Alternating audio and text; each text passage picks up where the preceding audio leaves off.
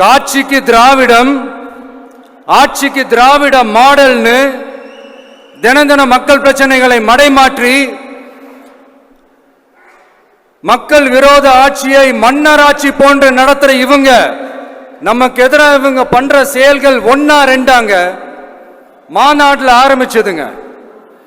மாநாட்டில் ஆரம்பிச்சு அதுக்கப்புறமா நான் கலந்துக்கிட்ட அந்த புத்தக வெளியீட்டு விழா, நான் பறந்துரு போன அன்னைக்கு நம்மளுடைய 2ஆம் ஆண்டு துவக்க விழா அன்னைக்கெல்லாம் சிட்டிக்குள்ள எந்த ஹாலும் எந்த கல்யாண மண்டபம் கொடுத்துடக்கூடாதுன்னு அங்க போய் மகாபலிபுரத்தில் போய் அந்த ஃபங்க்ஷனை பண்றோம். ஏன் இன்னைக்கு பொதுக்குழு வரைக்கும் எங்கெல்லாம் எப்படியெல்லாம் தடைகள்.